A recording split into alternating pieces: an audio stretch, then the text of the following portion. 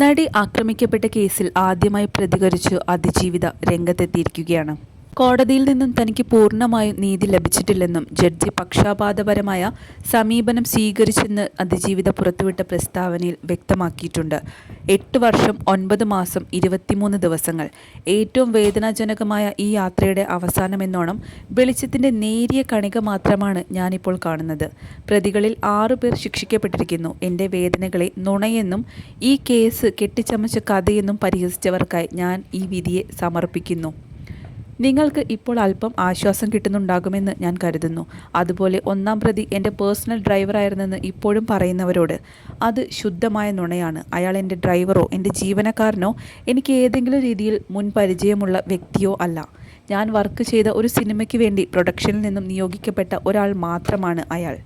ഈ ക്രൈം നടക്കുന്നതിന് മുമ്പ് 1-2 തവണ മാത്രമാണ് ഞാൻ അയാളെ കണ്ടിട്ടുള്ളത്. അതുകൊണ്ട് ദയവായി നിങ്ങൾ അഭിരുചിക്കനുസരിച്ചുള്ള കഥകൾ പറയുന്നത് നിർത്തുമെന്ന് കരുതുന്നു.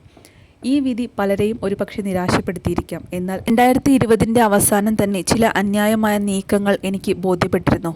കുറ്റാരോപിതരിൽ ഒരാളുടെ കാര്യത്തിലേക്ക് അടുക്കുമ്പോൾ കേസ് അതുവരെ കൈകാര്യം ചെയ്തു വന്ന രീതിയിൽ മാറ്റം സംഭവിച്ചിരിക്കുന്നു എന്ന് പ്രോസിക്യൂഷനും മനസ്സിലായിരുന്നു. കഴിഞ്ഞ കുറച്ച് വർഷങ്ങളായി എനിക്ക് ഈ കോടതിയിൽ വിശ്വാസമില്ലെന്ന് പറഞ്ഞുകൊണ്ട് ഞാൻ ബഹുമാനപ്പെട്ട ഹൈക്കോടതിയെയും ബഹുമാനപ്പെട്ട സുപ്രീം കോടതിയെയും സമീപിച്ചു. എനിക്ക് ഈ കോടതിയിൽ വിശ്വാസമില്ലെന്ന് പറഞ്ഞുകൊണ്ട് ഞാൻ ബഹുമാനപ്പെട്ട ഹൈക്കോടതിയെയും ബഹുമാനപ്പെട്ട സുപ്രീം കോടതിയെയും സമീപിച്ചിരുന്നു. ഈ പ്രസ്തുത ജഡ്ജിൽ നിന്നും ഈ കേസ് മാറ്റണമെന്നുള്ള എൻ്റെ എല്ലാ ഹർജികളും നിഷേധിക്കുകയായിരുന്നു. നിരന്തരമായ വേദനകൾക്കും കണ്ണീരിനും കടുത്ത മാനസിക സംഘർഷങ്ങൾക്കും ഒടുവിൽ ഞാനിപ്പോൾ തിരിച്ചറിയുന്നു, നിയമത്തിൻ്റെ മുന്നിൽ ഈ രാജ്യത്തെ എല്ലാ പൗരന്മാരും തുല്യരല്ല. തിരിച്ചറിവ് നൽകിയതിന് നന്ദി. ഉയർന്ന നീതിബോധമുള്ള ന്യായാധിപന്മാർ ഉണ്ടാകുമെന്ന് തന്നെയാണ് ഇപ്പോഴും വിശ്വസിക്കുന്നത്. ഈ യാത്രയിൽ അത്രയും കൂടെ നിന്ന മനുഷ്യത്വമുള്ള സകല മനുഷ്യരെയും ഞാൻ നന്ദിയോടെ ചേർത്ത് പിടിക്കുന്നു. അതുപോലെ അധിക്ഷേപകരമായ കമൻറ്റുകളും പണം വാങ്ങിയിട്ടുള്ള നുണക്കഥകളും ഉപയോഗിച്ച് എന്നെ ആക്രമിക്കുന്നവരോട് ഒന്നേ പറയാനുള്ളൂ, നിങ്ങളത് വീണ്ടും തുടരുക. അതിനാണല്ലോ നിങ്ങൾ പണം വാങ്ങിയിരിക്കുന്നത്.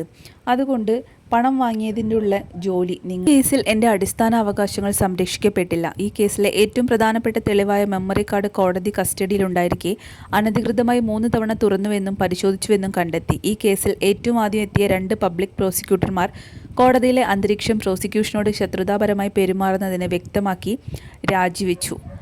അവർ ഇരുവരും എന്നോട് പറഞ്ഞത് ഈ കോടതിയിൽ നിന്ന് നീതി പ്രതീക്ഷിക്കേണ്ടതില്ല എന്നാണ്. അവർക്ക് ഈ കോടതിയിൽ പക്ഷപാതം ഉണ്ടെന്ന തോന്നൽ ഉറപ്പായതിനാലാണ് ഇത്. മെമ്മറി കാർഡ് അനധികൃതമായി കൈകാര്യം ചെയ്തതുമായി ബന്ധപ്പെട്ട് സമഗ്രമായ അന്വേഷണം നടത്തണമെന്ന് ഞാൻ പലതവണ ആവശ്യപ്പെട്ടു. എന്നാൽ അതുമായി ബന്ധപ്പെട്ട അന്വേഷണ റിപ്പോർട്ട് ആവർത്തിച്ച് ആവശ്യപ്പെട്ടിട്ടും നൽകിയിരുന്നില്ല.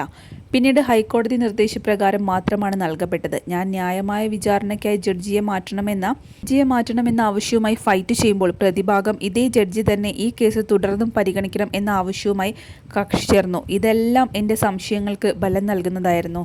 ഏതറ്റം വരെയും ഞാൻ എൻ്റെ നീതിക്ക് വേണ്ടി പോരാടും എന്ന് തന്നെയാണ് ഭാവന പറയുന്നത്.